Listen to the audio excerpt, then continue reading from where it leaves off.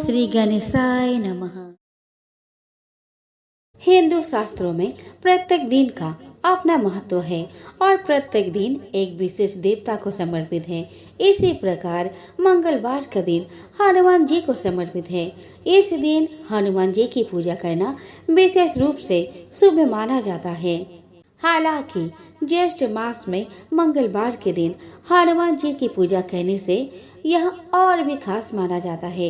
इसी महीने के सभी मंगलवार को बड़ा मंगल के रूप में जाना जाता है और हम इस दिन भगवान हनुमान की पूजा करते हैं। तो आइए जानते हैं क्या है बड़ा मंगल और क्या है इसका महत्व। सनातन धर्म की मान्यताओं के अनुसार ज्येष्ठ मास के मंगलवार को भगवान हनुमान पहली बार भगवान राम से मिले थे। तब से यह माना जाता है कि इस महीने के सभी मंगलवार को बड़ा मंगल या बुधवार मंगल के नाम से जाना जाता है। इस विशेष दिन पर मंदिरों में कीर्तन आयोजित की जाती है, एक धार्मिक भोज आयोजित किया जाता है और लोगों को पानी चढ़ाया जाता है। उत्तर प्रदेश के लखनऊ में बड़ा मंगल बड़ी धूमधाम से मनाया जाता है और माना जाता है कि इसकी शुरुआत भी यहीं से हुई थी। अब जानते हैं बड़ा मंगलवार का महत्व के बारे में। तो बड़ा मंगल को बुधवार मंगल भी कहा जाता है और ऐसा माना जाता है कि इस दिन भगवान हनुमान की पूजा करने से सभी मनोकामनाएं पूरी होती है। बड़ा मंगल पर लखनऊ में हनुमान मंदिर सहित अन्य मंदिरों में भी भंडारे का आयोजन किया जाता है। मान्यता है कि जो भक्त इस महीने के मंगलवार का व्रत और हनुमान जी की पूजा करते हैं उनके सभी संकट दूर हो जाते हैं। इस दिन पूजा करने से आपके जीवन से सारी नकारात्मक ऊर्जा दूर हो जाएगी और आपके जीवन में खुशहाली आएगी। अब एक झलक डाल लेते हैं बड़ा मंगल की पूजा विधि के बारे में। बड़ा मंगल के महापर्व पर हनुमान जी से आशीर्वाद पाने के लिए साधक को प्रातःकाल जल्दी उठकर स्नान ध्यान करना चाहिए। इसके बाद विधि विधान से व्रत करने का संकल्प ले। इसके बाद घर के ईशान कोण में चौकी में हनुमान जी का चित्र रखें और पूजा करें। अगर संभव ना हो तो फिर हनुमान मंदिर में जाकर उनकी विधि विधान से पूजा करनी चाहिए। बड़ा मंगल के दिन हनुमान जी को प्रसन्न करने के लिए लाल रंग का पुष्प, लाल रंग के वस्त्र, लाल रंग के फल, बूंदी, सिंदूर आदि चढ़ाए। बड़ा मंगल पर किसी भी कामना को पूरा करने के लिए हनुमान चालीसा का 7 बार पाठ करें। अंत में उनकी आरती करने के बाद अधिक से अधिक लोगों को प्रसाद बांटे और स्वयं भी ग्रहण करें। बुधवार मंगलवार हर साल ज्येष्ठ मास में मनाया जाता है। बुधवार मंगलवार के दिन हनुमान जी के वृद्ध स्वरूप की पूजा की जाती है, इसीलिए इसे बुधवार मंगल कहा जाता है। इसे बड़ा मंगलवार के नाम से भी जाना जाता है। ज्येष्ठ माह का पहला बुधवार मंगल इस बार 9 मई 2023 को है। बता दें कि ज्येष्ठ मास में पड़ने वाले सभी मंगलवार को बड़ा मंगल या बुधवार मंगल कहा जाता है। मान्यता है कि इस दिन हनुमान जी की पूजा अर्चना करने से व्यक्ति पर उनकी कृपा जल्दी होती है। तो आइए जानते हैं बुधवार मंगलवार से जुड़ी कुछ खास बातें और इसका इतिहास। बुधवार मंगल का इतिहास महाभारत और रामायण से जुड़ा हुआ है। बुधवार मंगल को लेकर मान्यता है कि एक बार भीम को अपनी शक्तियों पर बहुत घमंड हो गया था। तभी वहाँ हनुमान जी बूढ़े बानर का रूप लेकर आ गए और भीम को सबक सिखाया। उन्होंने भीम को परास्त कर दिया। तभी से इस दिन को बुधवार मंगल के नाम से भी जाना जाता है। बुधवार मंगल को लेकर रामायण काल से जुड़ी एक कहानी है, जिसके अनुसार जब हनुमान जी माता सीता को खोजते हुए जब लंका पहुँचे तो वहाँ रावण ने उन्हें बानर बोलकर उनका मजाक उड़ाया। तब हनुमान जी ने लंका को अपने पूंछ से जला दिया और रावण का घमंड चकनाचूर कर दिया। बुध व मंगल के दिन हनुमान चालीसा का पाठ जरूर करें। इसके अलावा बजरंग बाण का पाठ करना और सुंदर कांड का पाठ करने से भक्तों को हनुमान जी की विशेष कृपा प्राप्त होती है। साथ ही सभी मनोकामनाएं भी पूर्ण होती है। चलिए दोस्तों, अब हम मंगलवार व्रत की पावन कथा का रसपान करते हैं। एक समय की बात है, एक ब्राह्मण दंपति की कोई संतान नहीं थी, जिस कारण वह बेहद दुखी थे। एक समय ब्राह्मण वन में हनुमान जी की पूजा के लिए गया। वहां उसने पूजा के साथ महावीर जी से एक पुत्र की कामना की। घर पर उसकी स्त्री भी पुत्र की प्राप्ति के लिए मंगलवार का व्रत करती थी। वह मंगलवार के दिन व्रत के अंत में हनुमान जी को भोग लगाकर ही भोजन करती थी। एक बार व्रत के दिन ब्राह्मणी ने ना भोजन बना पाई और ना ही हनुमान जी को भोग लगा सके। उसने प्रण किया कि वह अगले मंगलवार को हनुमान जी को भोग लगाकर ही भोजन करेगी। वह भूखी प्यासी 6 दिन तक पड़ी रही। मंगलवार के दिन वह बेहोश हो गई। हनुमान जी उसकी निष्ठा और लगन को देखकर प्रसन्न हुए। उन्होंने आशीर्वाद स्वरूप ब्राह्मणी को एक पुत्र दिया और कहा कि यह तुम्हारा सेवा करेगा। बालक को पाकर ब्राह्मणी अति प्रसन्न हुई। उसने बालक का नाम मंगल रखा। कुछ समय उपरांत जब ब्राह्मण घर आया तो बालक को देख पूछा कि वह कौन है। पत्नी बोली कि मंगलवार व्रत से प्रसन्न होकर हनुमान जी ने उसे यह बालक दिया है। ब्राह्मण को अपनी पत्नी की बात पर विश्वास नहीं हुआ। एक दिन मौका देखकर ब्राह्मण ने बालक को कुएं में गिरा दिया। घर पर लौटने पर ब्राह्मणी ने पूछा कि मंगल कहाँ है। तभी पीछे से मंगल मुस्कुरा कर आ गया। उसे वापस देखकर ब्राह्मण आश्चर्यचकित रह गया। रात को हनुमान जी ने उसे सपने में दर्शन दिए और बताया कि यह पुत्र उसे उन्होंने ही दिया है। ब्राह्मण सत्य जानकर बहुत खुश हुआ। इसके बाद ब्राह्मण दंपति प्रत्येक मंगलवार को व्रत रखने लगे।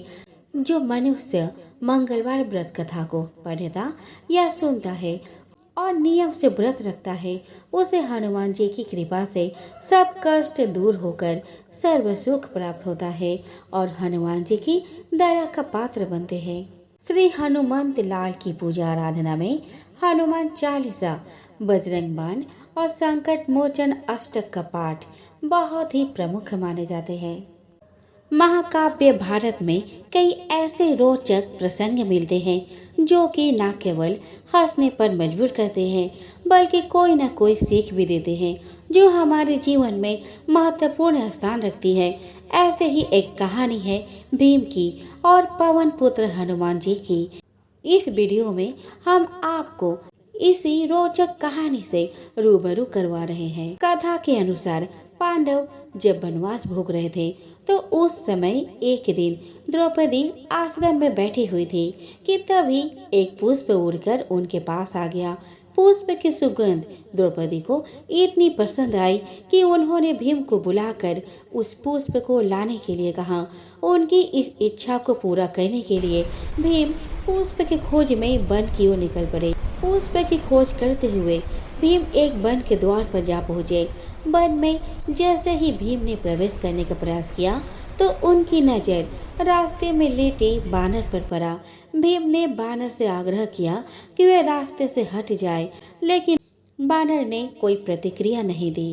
कहते हैं कि भीम ने बानर से पुनः हट जाने को कहा, लेकिन इस बार बानर ने कहा कि वह बहुत कमजोर है, वह हिल नहीं सकता है, इसीलिए लांघ कर निकल जाओ।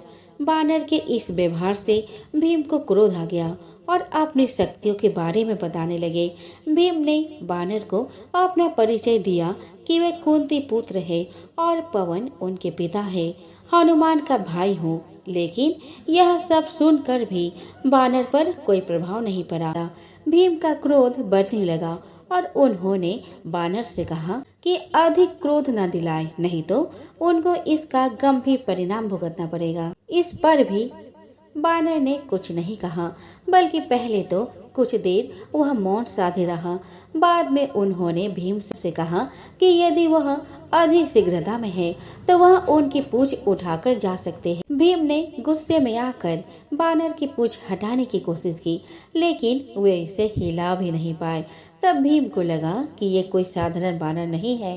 भीम हाथ जोड़कर खड़े हो गए और बानर से परिचय पूछा। तब बानर ने भीम को बताया कि वह कोई और नहीं बल्कि हनुमान है। तब भीम ने पवन सूत से पूछा कि आखिर उन्होंने रास्ता क्यों रोका। तब हनुमान जी ने भीम को बताया कि आगे विशेष वन है, यह रास्ता देवताओं का है और यह मनुष्य के लिए सुरक्षित नहीं है, इसीलिए उन्हें तुम्हारी रक्षा के लिए आना पड़ा। इसके बाद भीम को हनुमान जी ने उस पुष्प के बारे में बताया कि जिस पुष्प की तलाश में वह यहाँ आए हैं और वह कहाँ से मिल सकता है। जैसे ही भीम ने वह पुष्प लिया, हनुमान जी ने कहा कि अब वह वहाँ से जा सकते हैं। पुष्प लेकर जाते समय भीम ने हनुमान जी से कहा कि वह उनके विराट स्वरूप के दर्शन करना चाहते हैं। इस पर हनुमान जी ने विराट रूप धारण किया और भीम को दर्शन दिया, साथ ही उन्हें गले से लगाया। कहते हैं कि हनुमान जी के गले लगाने से भीम की शक्ति और बढ़ गई। इसके बाद ही हनुमान जी ने भीम को महाभारत के युद्ध में विजयश्री का भी आशीर्वाद दिया। जब हनुमान जी सीता जी का पता लगाने के लिए लंका में आते हैं, तब उनका युद्ध रावण के प्रिय पुत्र मेघनाद के साथ भी होता है।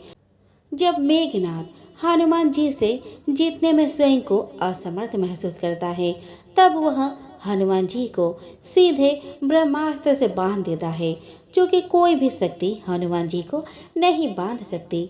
लेकिन हनुमान जी यह विचार कर चुपचाप बंध जाते हैं कि इस बहाने रावण से मिलने और उससे बात करने का अवसर अपने आप ही मिल जाएगा।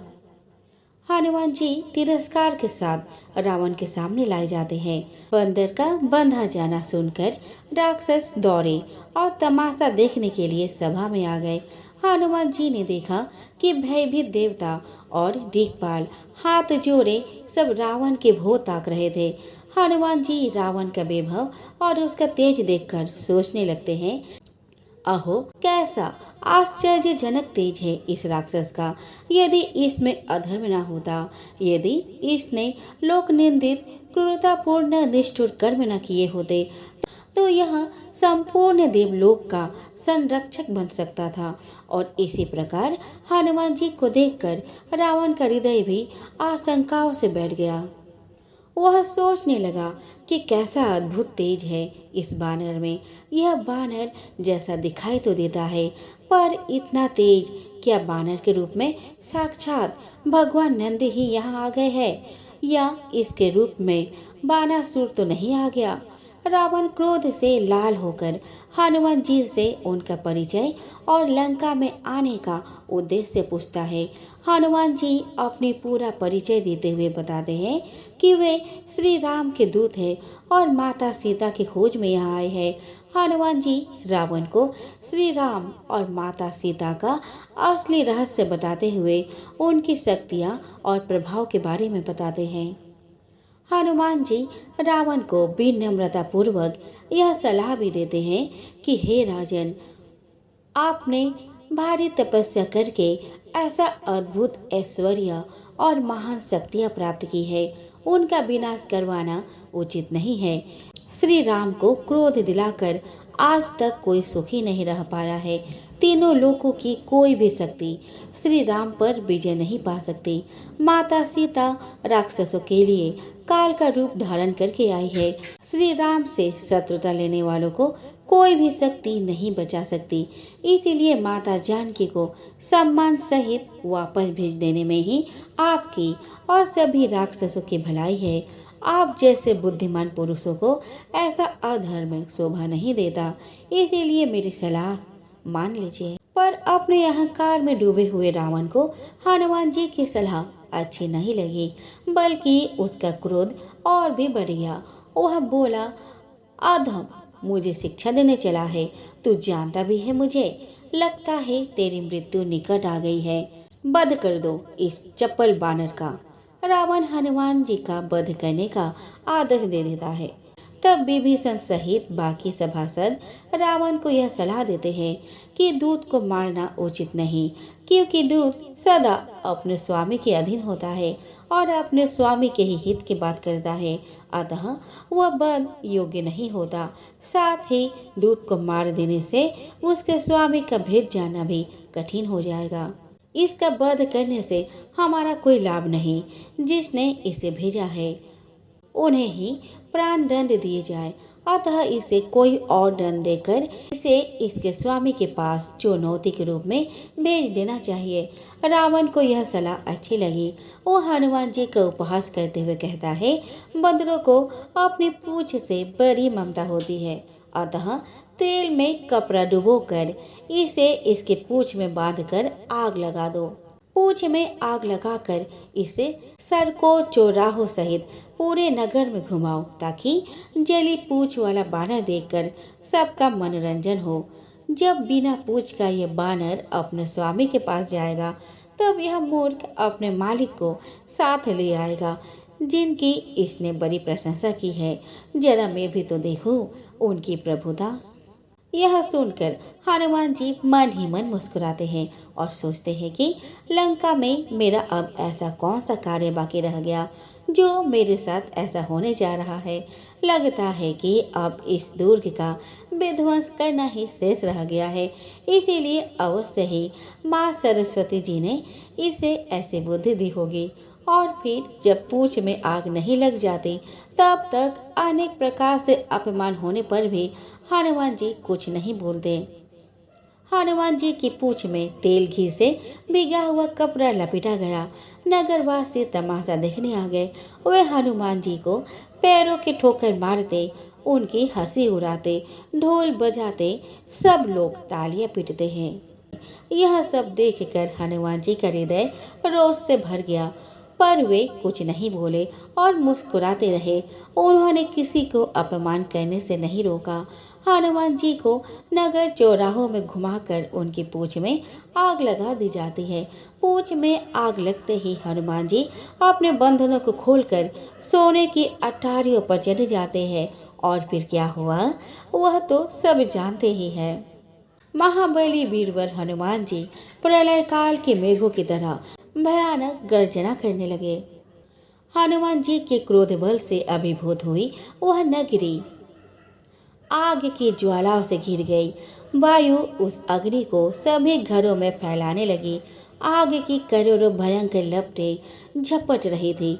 सोने, मोतिया, मणियों से बने और रत्नों से सजे ऊंचे ऊंचे प्रासाद और भवन के फाटक फट फट कर गिरने लगे।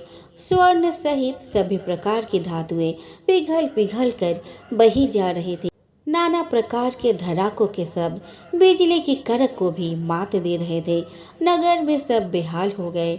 सब हाय हाय बचाओ बचाओ चिल्लाते हुए इधर उधर दौड़ने लगे।